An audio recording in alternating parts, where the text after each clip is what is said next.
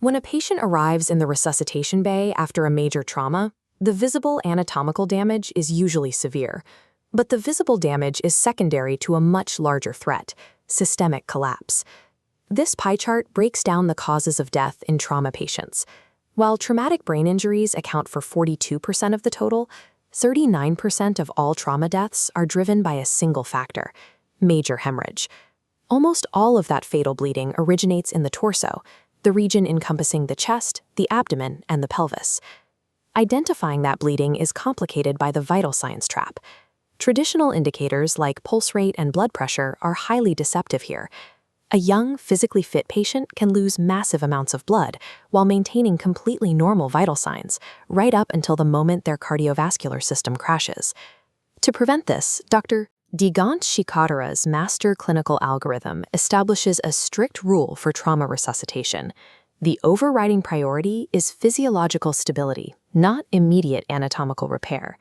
Spending hours perfectly suturing a lacerated organ is futile if the patient's cardiovascular system is allowed to silently bleed out on the table. Trauma ignores anatomical boundaries. The overlaps between the neck, thorax, abdomen, and pelvis are junctional zones. The diaphragm separates the chest and abdomen, but has a massive excursion, sweeping from the 4th to the 8th intercostal space during normal respiration. Because of this wide range of movement, surgeons follow a strict clinical rule.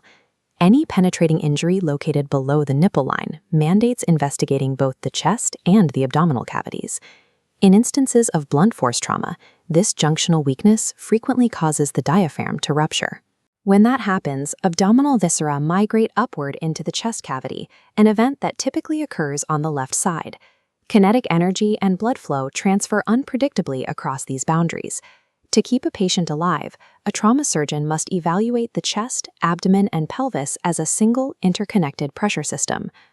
Moving to the chest, over 80% of thoracic trauma can be managed non-operatively, requiring nothing more than a simple intercostal chest drain. The injuries that do require intervention fall into a diagnostic framework known as the deadly dozen. This divides thoracic threats into 6 immediate life threats identified in the primary survey and 6 potential life threats discovered during the secondary survey. One of the most immediate threats is a tension pneumothorax. A patient will present dramatically, fighting for air, with a hyperresonant chest wall and completely absent breath sounds. This radiograph shows a tension pneumothorax. You can see the collapsed lung and the pressure forcing the mediastinum away from the injury. Students are often taught to look for tracheal deviation, but that is a late-stage finding. Waiting for it to appear before making a clinical diagnosis will kill the patient. Contrast that presentation with pericardial tamponade, where blood fills the sac around the heart. The textbook sign is distended neck veins caused by backed-up pressure. But if the patient is severely hypovolemic from bleeding elsewhere, those neck veins will be deceptively flat. Another critical threat is thoracic aortic disruption, often caused by rapid deceleration in vehicle collisions. The clinical hallmark of this injury is a gross asymmetry in blood pressure between the patient's limbs. Look at the central shadow on this erect chest radiograph.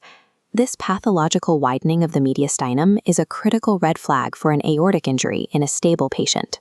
When a patient with chest trauma crashes, an emergency department thoracotomy is sometimes attempted to open the chest cavity, but there are strict futility criteria. If the patient suffered blunt trauma and shows no signs of life at the scene, this drastic intervention is rarely successful. Surviving thoracic trauma requires immediate bedside clinical deduction. Waiting for perfect radiological confirmation of an immediate threat is often fatal. The choice of diagnostic tool in abdominal trauma is dictated entirely by whether the patient is physiologically stable or unstable. If the patient is physiologically unstable, a CT scan is strictly contraindicated. You lose direct physical access to a crashing patient while they are inside the gantry. This schematic illustrates the alternative, the bedside eFAST exam. eFAST stands for Extended Focused Assessment with Sonography for Trauma, a rapid ultrasound test. While it successfully detects free blood over 100 milliliters, it has a major blind spot. It frequently misses small gas leaks from hollow viscous injuries or blood pooling deep in the retroperitoneum. Conversely, if the patient is stable, a contrast CT scan is the absolute gold standard. An entirely normal abdominal CT is highly reliable and definitively excludes an intraperitoneal injury. In cases of penetrating trauma, notice the triangle outline on this radiograph. Surgeons place bent paper clips or other metal markers on all external wounds before taking plain films. By correlating the number of entry markers on the skin with the internal fragments shown on the scan, surgeons can mathematically deduce the trajectory and confirm if a missile remains inside the body. In abdominal trauma, ordering the wrong diagnostic test at the wrong time actively endangers a physiologically compromised patient. For solid abdominal organs, the modern approach heavily favors non-operative management. If a patient is going to fail this conservative route and require surgery, it typically happens within the first 12 hours.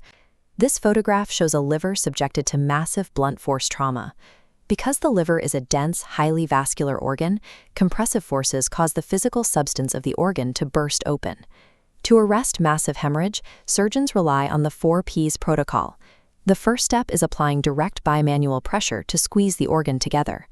The second is the Pringle maneuver, where a clamp or fingers are used to occlude the portal triad, temporarily cutting off arterial and venous blood flow into the liver.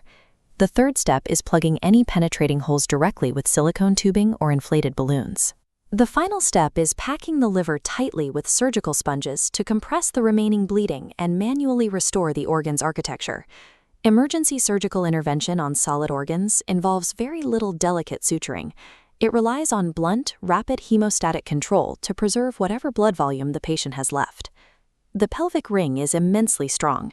It requires extreme mechanical force to fracture it. Because of this high energy transfer, a patient with a severe pelvic fracture carries a 90% risk of concurrent severe injuries to other organ systems. Pelvic fractures are graded using the tile classification system.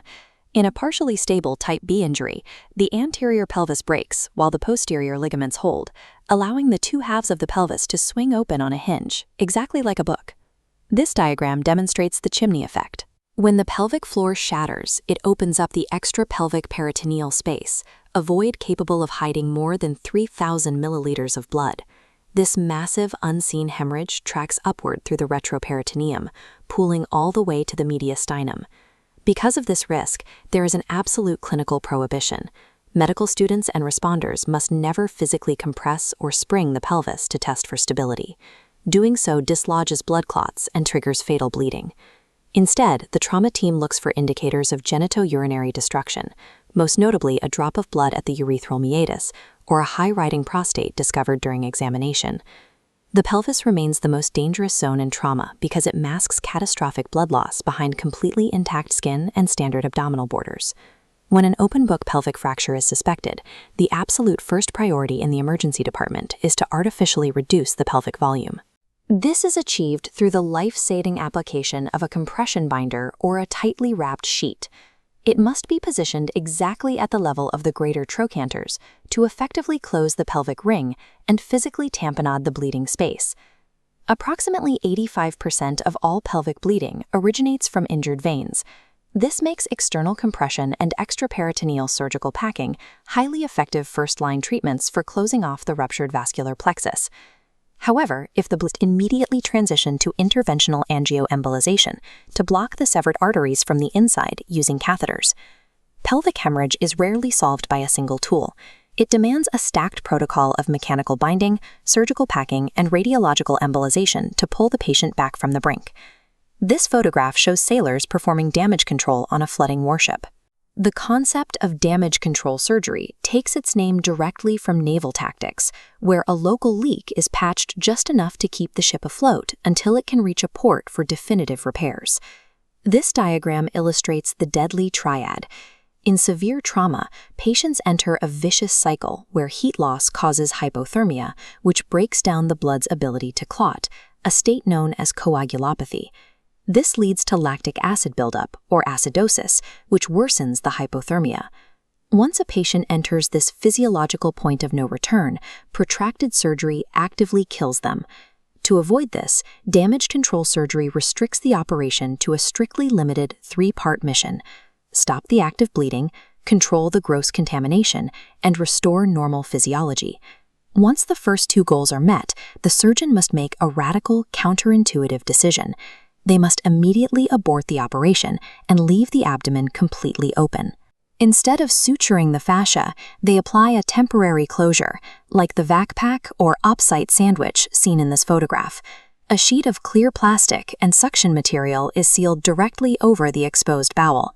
This temporary seal manages fluid drainage and prevents compartment syndrome.